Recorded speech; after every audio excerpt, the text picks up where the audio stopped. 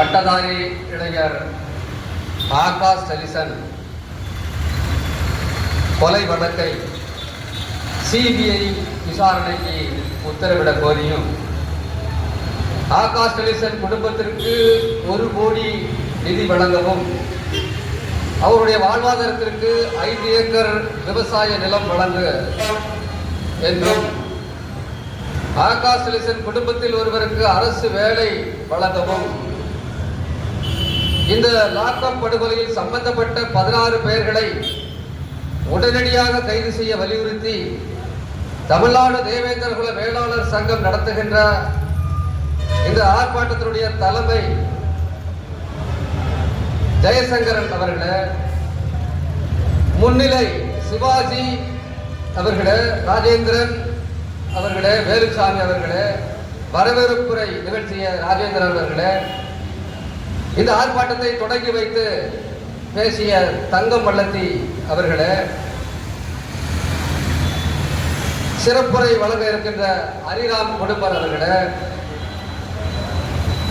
இந்த ஆர்ப்பாட்டத்திலே கலந்து கொள்ள வந்திருக்கிற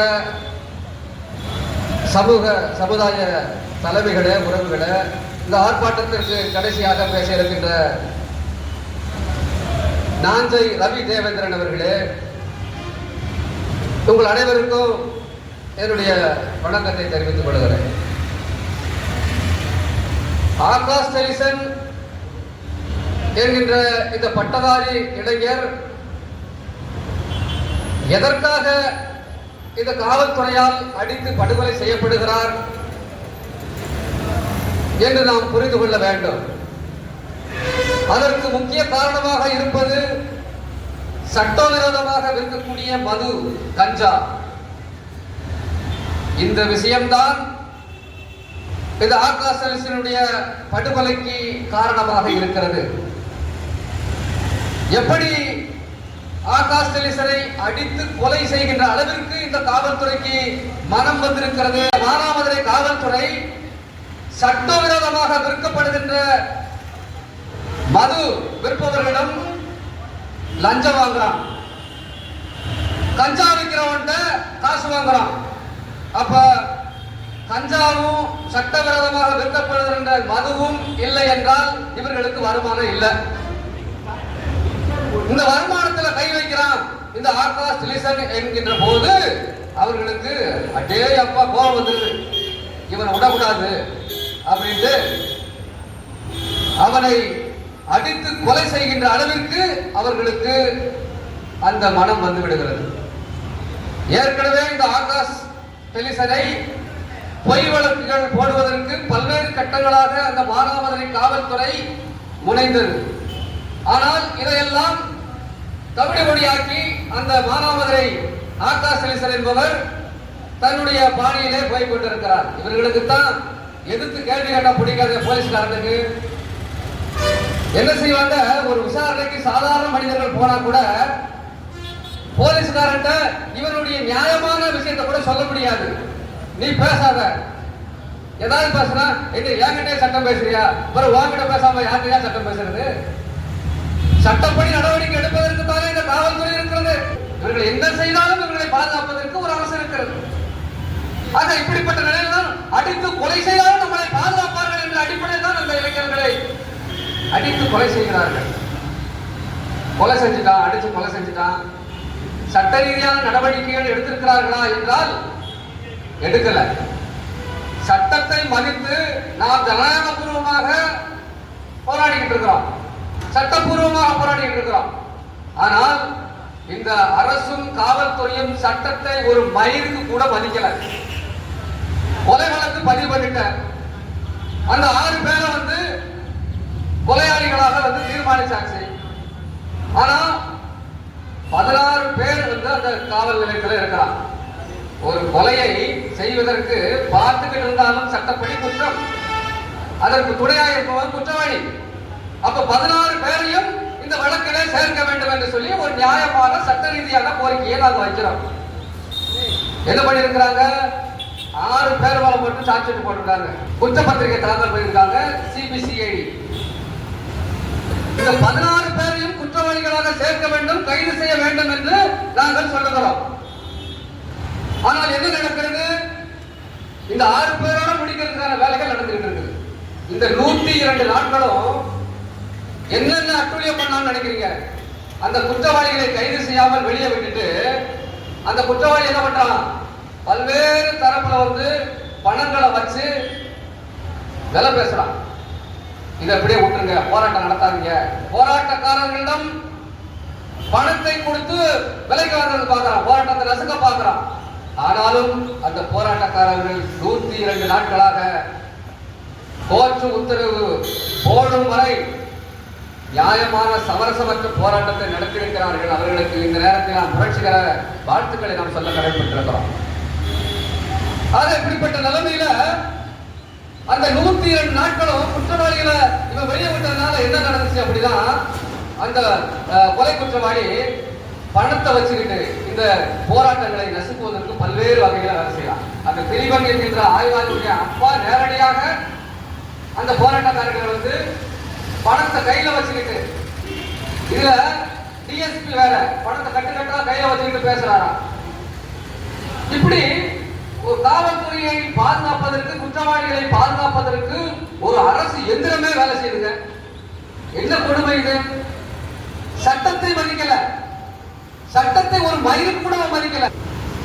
நாம் தானே இந்த ஆட்சி அதிகாரத்தை உருவாக்குறோம். காரணம் நம்ம தானே, அடிப்படை நம்ம தானே, மக்கள் தானே.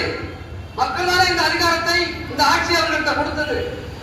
ஆனால் மக்களை இவர்கள் அடித்து கொலை செய்வார்கள், என்னவெல்லாம் செய்ய முடியுமோ அத்தனையும் செய்வார்கள். ஆனாலும் இவர்களை காப்பாற்றுவதற்கு அரசு இருக்கிறது. அந்த உயரதிகாரி இருக்கிறான், நம்மளை பாதுகாத்துருவான் அப்படின்னு தானே இவ்வளவு துணிச்சலா அடிச்சு கொலை செய்யற. அதுவும் நியாயமா அடிச்சிருக்கியா? இல்லையே. உனக்கு லஞ்சம் போயிடும், லஞ்ச பணம் உனக்கு போயிடும். அப்ப இது குற்றம் இல்லையா? இது அநியாயம் இல்லையா? அக்கிரமம் இல்லையா?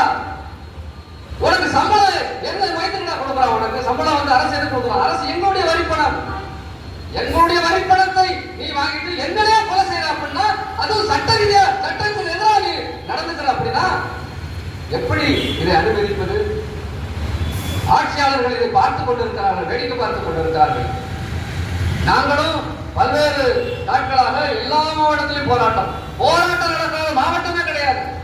உன் காதல எந்த ஒலிக்கலையா? எங்களுடைய குரல் உனக்கு கேட்கலையா? இல்ல வந்து கேட்காத மாதிரி நடிச்சுக்கிட்டு இருக்கீங்களா? உன்னுடைய குடும்பத்தில் இப்படி ஒரு கொலை நடந்தால் நீ சும்மா இருப்பியா? அப்படின்னா சாதிக்கு ஒரு நீதி என்கின்ற ஒரு நிலைப்பாடை இந்த அரசியல் இந்த அரசு எடுக்கிறது. இந்த அரசியல்வாதிகள் இருந்து, இந்த காவல்துறையிலிருந்து எல்லாம் பண்றாங்க. இன்னைக்கு 6 பேர் மேல வந்து சார்ஜ் ஷீட் போட்டிருக்காங்க. தப்பவே முடியாது. இந்த குற்றவாளி SC/ST வழக்கை பொறுத்தவரை கைது செய்துட்டு தான் விசாரிக்கணும்னு சொல்றான். சட்டத்தை ஒருபோதும் இவர்கள் மதிப்பதே கிடையாது. ஆனால் இந்த மக்களை குறை சொல்வார்கள், போராட்டக்காரர்களை குறை சொல்வார்கள், போராட்டத்தை கொச்சைப்படுத்துவார்கள் இவர்கள். ஆக இந்த 6 பேரோடு இந்த வழக்கை முடித்து விடக் கூடாது. அதற்குத்தான் இந்த போராட்ட குழு, இந்த ஆர்ப்பாட்டம் CBI விசாரணை கேட்குது. அந்த காவலர்களுக்கு இருந்த 16 பேரும் இந்த கஞ்சா சட்டவிரோத மது போதையில் வரக்கூடிய பணத்தை அனுபவித்தவர்கள். அதே குற்றம். CBI விசாரணை இதெல்லாம் வருமா? CBI விசாரணை இதெல்லாம் வருமா? நீ லஞ்சம் வாங்கியிருக்கா இல்லையா? மது போதை விற்கப்பட்டதா இல்லையா? அப்போ இதற்கு எதிராக இருக்கவங்க கொலை செய்யற, இதற்கு எதிர்த்து கேள்வி கேட்கறவங்க கொலை செய்யற. அப்போ அடிப்படை என்பது இது வந்து சட்டவிரோதமானது. இந்த காவல்துறை செயல்பட்டதே சட்டவிரோதமான செயல் இல்லையா? ஒரு பக்கம் கொலை குற்றம், இன்னொரு பக்கம் சட்டவிரோதமாக மதுவுக்கு ஆதரவாக செயல்படக்கூடிய கும்பல் இது. இது வந்து சாதாரண கும்பல் கிடையாது. இது வந்து அரசின் அனுமதியோடு அரசு கொடுக்கிற பணத்துல, வரி பணத்துல சீருடைய போட்டிட்டு செயல்படுற கூலிப்படை கும்பல் இது, மக்கள் விரோத கும்பல் இது. இந்த கும்பலை 16 பேரையும் கைது செய்ய வேண்டும். அதைத்தான் நம்ம சொல்றோம். இந்த ஆர்ப்பாட்டத்தின் மூலமாக வலியுறுத்துறோம். 16 பேரையும் கைது செய்ய வேண்டும். CBI விசாரணை, உச்சபட்ச விசாரணை, மத்திய அரசுடைய விசாரணைக்கு உத்தரவிட வேண்டும். அந்த குடும்பத்துக்கு தேவையான உதவிகளை செய்ய வேண்டும். கடைசி வரைக்கும் அந்த ஆகாசனுடைய முகத்தை பார்க்க விட்டீங்களா? நீதிபதி ஒரு உத்தரவு போடுறாங்க. அந்த அம்மையார் 102 நாட்களாக குற்றவாளிகளை கைது செய்ய துப்பில்ல.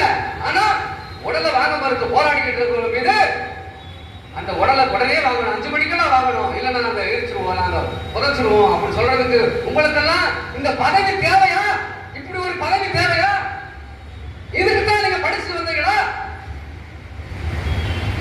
என்ன கொடுமை இது? ஒரு சாதாரண மனிதன் சொல்லிடுவான். ஆலமரத்துல எங்க பஞ்சாயத்தெல்லாம் பாத்தீங்கன்னா முன்னாடி எங்களுடைய பஞ்சாயத்து எப்படி இருந்துச்சு? வெட்டு ஒண்ணு துண்டு கட்டு சட்டம் படிச்சுட்டா பஞ்சாயத்து சொன்னா இப்படி ஒரு நிலைமை இருக்குன்னா அவனை புடிச்சு தூக்கில போட்டு வாங்குவான் எந்த ஆளு. இன்னைக்கு என்ன நடந்தது? சட்டம் படிச்சு சட்டவிரோதமா தீர்ப்பு சொல்றீங்களே, அநியாயமா தீர்ப்பு சொல்றீங்களே, இதெல்லாம் நியாயமா? என்ன பண்றீங்க? மேல்முறையீடு போறோம்னு சொல்றோம், கொஞ்சமாவது வரிசைங்களா? உடனே என்ன பண்றான்? அவசரமா பிடிச்ச அந்த பிணத்தை எரிக்கிறான். நாளைக்கு வந்து ஊராய்வு நாங்க வந்து கேட்கும் போது அந்த பணத்தை நீ வந்து எடுக்க முடியுமா? அப்ப சட்டவிரோத செய்வாங்க. அப்போ இவனை அடிச்சு கொலை செஞ்சுட்டு அந்த சாட்சியை மறைப்பதற்கு செய்த இதுதான் இது. சாட்சியை மறைச்சிட்டாங்க, அப்படியே மறைச்சிட்டாங்க. அந்த 6 பேரோட முடிக்கிறதுக்கான வேலைகளை செஞ்சுட்டான். அப்ப எந்த அளவிற்கு சட்டமும் இந்த அரசு இயந்திரமும் இந்த குற்றவாளிகளுக்கு ஆதரவாக செயல்படுகிறது என்று நமக்கு தெரிகிறதா இல்லையா? ஆகவே எங்களுடைய சாபமெல்லாம் சும்மா விடாது பார்த்துக்கோங்க.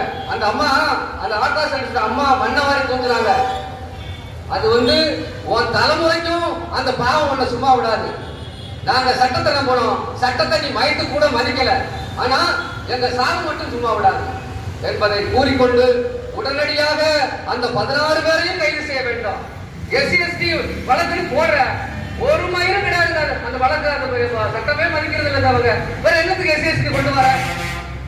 தீண்டாமை ஒழிக்கப்பட்டு விட்டது, தீண்டாமையை கடைபிடிக்கிறாங்க. அந்த ஆகாஷ் சைசனை அடிக்கும் போது நீ பள்ள பேதனை அடிச்சிருக்காங்க, அவன் வாக்குமூலம் அடிச்சிருக்காங்க. அப்ப நீ என்ன பண்ணணும்? ஒரு சட்டவிரோத வார்த்தையை அவன் பயன்படுத்துகிறான். அரசு வந்து ஒழித்த, அதாவது டிக்ளரேஷன் செஞ்ச இந்த வார்த்தையை பேசக்கூடாதுன்னு சொன்ன ஒரு வார்த்தையை அவன் பேசுறான் அப்படின்னா அவன் குற்றவாளியா இல்லையா? அவன் தேச துரோகியா இல்லையா? இந்த தேச துரோகிய நீ வந்து வேடிக்கை பார்த்துக்கிட்டு இருக்கிய. உடனடியாக கைது செய்ய வேண்டும். இல்லை என்று சொன்னால் இன்னும் நாங்கள் அதிகமான போராட்டத்தை ஏற்படுத்த நடத்த வேண்டி இருக்கும் என்பதை கூறி வாய்ப்புக்கு நன்றி கூறி விடுவதற்கு நன்றி.